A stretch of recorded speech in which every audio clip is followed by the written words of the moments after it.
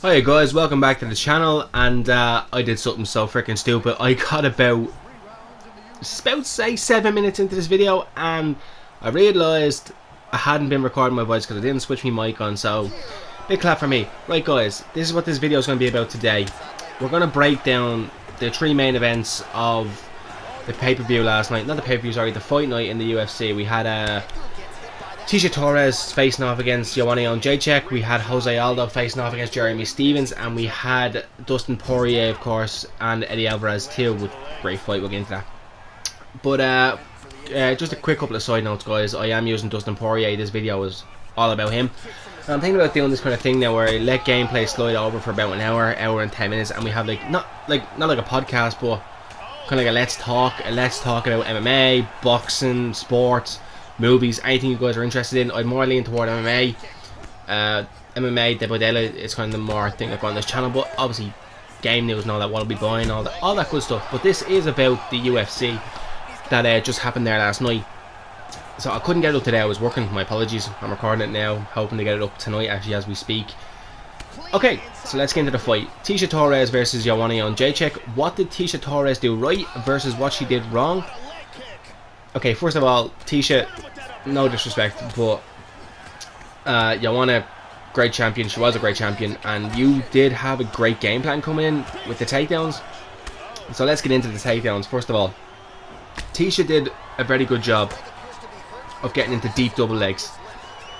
But instead of trying to switch position on the double legs to get Joanna down, you know, take her off balance, she would force her with her shoulder back to the cage, giving Joanna like a barrier between her and the cage. So what that allows Joanna to do, first of all, is push off and break the grip of Tecia's two hands that are underneath her legs. Because you gotta remember, Tecia Torres does not have the biggest reach in the division.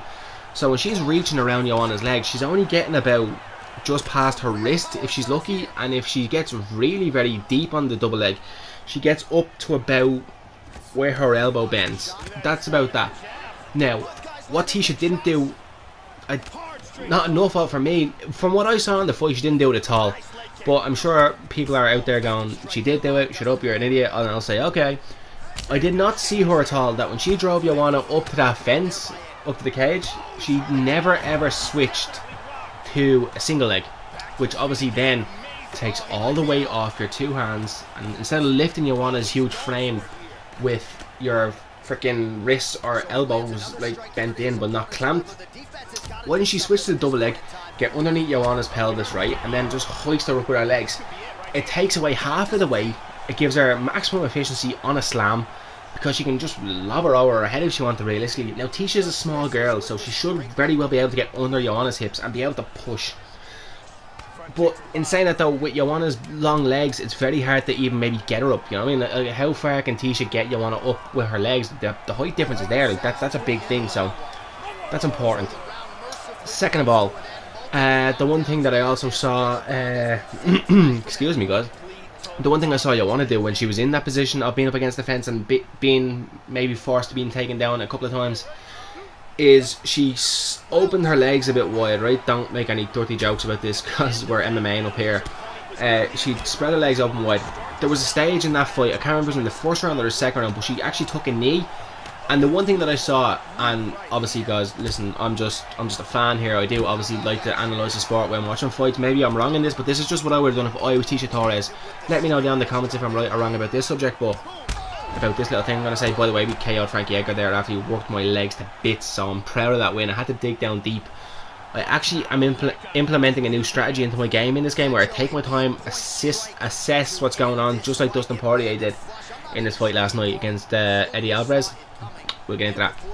So yeah, what I would have done against Joanna is when she takes her knee, and think about this, right? This is what I find weird, is that she took a knee, okay, but she took it with her right knee.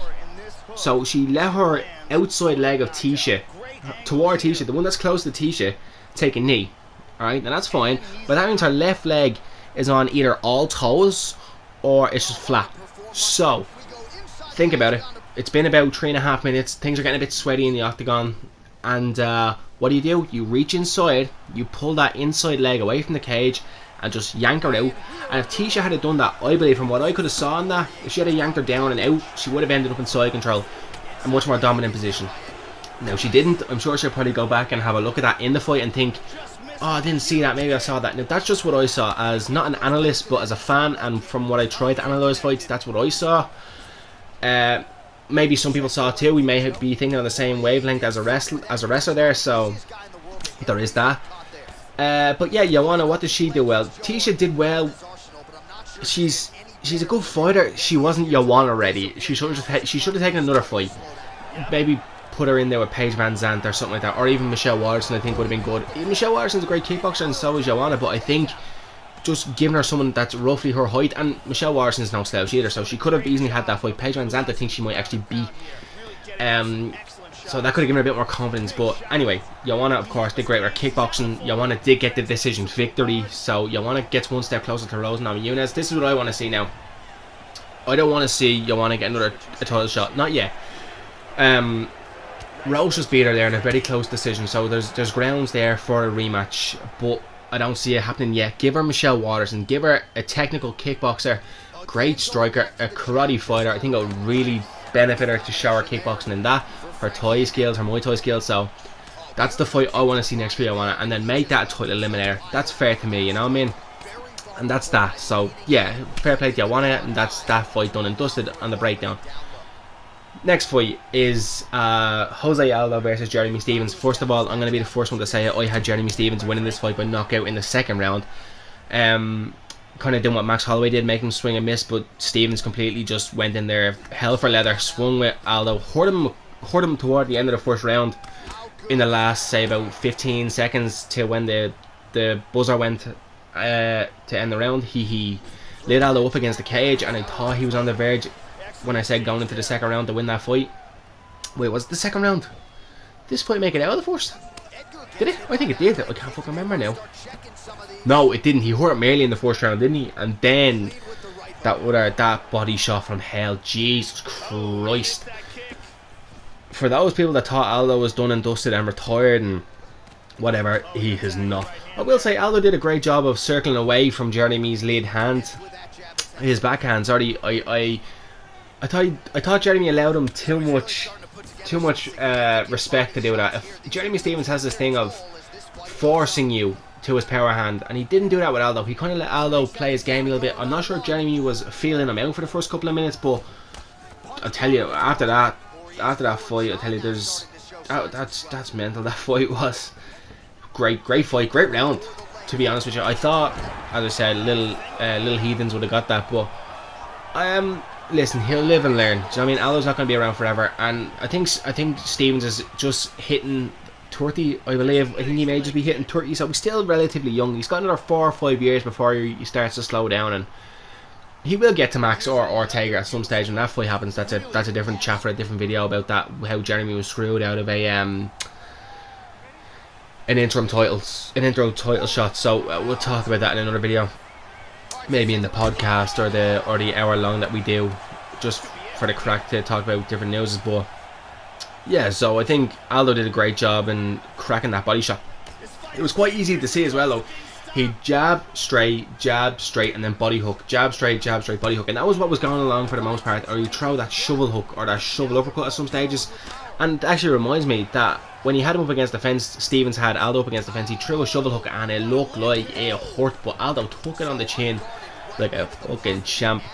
Didn't drop, didn't even show that it faced him. Like, you know, Joe Rogan was like, oh, he's hurt, he should go in for the kill here. And Aldo was like, what are you talking about? I didn't get hit, did I? Shit, didn't feel it. So that'll tell you about Aldo there. So yeah, there's not really much to say other than that body shot from hell that dropped Stephens, and that was the end of that fight. Jose Aldo wins first round TKO due to Jeremy Stephens' liver failure. Yeah, so let's go into the main event. This is what I really want to talk about, especially with only having 4 minutes left in the fight, or in the video. I had to get to the main event because this is a post audio recording. Also, guys, these are some really good fights with Dustin Poirier that I got. This video is all about him because of his win. So yeah, please enjoy the video, enjoy the gameplay, see if you can figure out what I'm doing in my fights here with the more patience and understanding. By the way, guys, this is a rematch from the guy the first fight, and I did use a different strategy. See if you can figure out what it is, and then leave it in the comments below and tell me what you thought. Okay, so we got 4.5 minutes to talk about this main event, so let's do it. This was great. This was a great main event. round one, I gave it personally. I gave the Poirier for the majority of the jabs landed, the body work. I think he did fantastic. There wasn't a lot of wrestling like per se. Like there wasn't a lot of like guard passes or anything like that. It was more so that when Eddie got him down, Poirier would scoot back to the cage and it would be fine, right? Now that sounds fine. That's all well and good. Fair play, whatever. You stay there, you stay there. But what does the dumbass do? He throws a fucking 12-6 elbow. This lad loves illegal blows. It's disgusting. Like if he had a son, he would call him illegal blows. That is ridiculous. Like I think, what the fuck? He's a professional fighter. He's done this twice to Dustin Poirier. Maybe he really doesn't like him. Saying that now, it did hit Dustin on the shoulder, and he did say in an interview after, "Oh, it didn't hurt. That was fine." But you know, right thing to do was to stand him up. I think the referee was Mark Goddard, so he wasn't letting that shit go. Especially from the first fight, there was going to be no controversy at all. So respect to whatever referee that was, but I think it was Mark Goddard. Yeah. Basically, that was in the second round. So they get stood up, and this is great. And Poirier's just blah blah blah, and they're kind of like feinting, a lot of feints, and Eddie. A lot of level changes in this fight. I will say he did have a lot of level changes, but he never really shot for takedowns. I don't know what he was doing between his level changes. I would have maybe even just mixed in a freaking level change. And he did throw a few kicks, not a lot of kicks. I would have liked to see him throw more kicks at Dustin, because if you remember, that's what Justin Gaethje did, and it worked to perfection. Still got knocked out, but it worked in some case. So you gotta believe that if Poirier goes on to fight Khabib, and Khabib just says, "Screw it, I'm not taking you down," because I didn't want to take Alaquenta down, and I didn't as much, so I'm going to leg kick the crap out of you. We'll see how that goes. If that happens, it's not going to happen, but if it did, it'd be nice. Yeah, so basically, Dustin hits him, right? Cracks him, wobbles the shit out of Alvarez, backs him up against the fence, and the fucking precision that Dustin had in that exchange when he was just lighting him the crap up was beautiful. He really did show more maturity and more patience in his striking. I loved it. If he could fight like that all the time, get hit a little bit less, he'd be great. Dustin is one of my favourite fighters now. Since that Conor McGregor fight and the build up to that fight, I really took him seriously as a fighter. And lightweight, he's at home. He's at home. He's big for the weight class, like, you know what I mean? So yeah, why not? Fuck it. There's your chance. Go after that title. Do I believe he should be #1 contender? I think this is what needs to happen personally. I would love to see him get a title shot against Khabib. I'd love that. I'd love that. I've really kind of fallen in love with Poirier's fighting style. I think it's great. I think he's a tough guy, so I'd love to see that. It's not going to happen. They're going to give Conor the fight. It's going to be Conor and Khabib if Conor comes back. There's a fight. There's the biggest fight in UFC history. Let's see if that happens. And then they're not going to give, unfortunately, Poirier the winner of that. They're going to give him Tony Ferguson or Kevin Lee, because I do believe Kevin Lee just won his last fight. There's that. Pettis is back up there as well, so you might want to face off against Pettis, even though he's already defeated Pettis. There wouldn't be a bleeding point in that. I wouldn't put it past the UFC to screw him over like that. Dana realises that Poirier is not a big draw, but Khabib is, and can Khabib, you know, generate the numbers of a pay-per-view that him and Conor would against him and Poirier? Because no one's talking about Poirier, no one's talking about this win. Everyone's just talking about Conor's being cleared the fight. I love Conor. I'm Irish. He's the one that he represents us, and he's been hanging off a bit weird lately, but everyone goes through that. All stars go through that. There's no excuse for that. But look, Conor's gonna come back, whoop Khabib's ass. It's gonna be Conor and Poirier too, and I'm gonna be super excited. Guys, we're coming toward the end of the video. If you did enjoy, please leave a like, comment, subscribe, click the beautiful notification bell so you never ever miss an episode. And I am very sorry this video was very short. I rushed through all these things really quickly. I'm very sorry. The only thing is I did have a post audio, so I had to. But the next one that we do is probably an hour long, so it's going to be a lot of fun and it'll flow more naturally, okay? Thank you guys for taking the time out of your day to watch this video. I love you, respect, and I'll see you in the next one, guys. Smack that knockout button.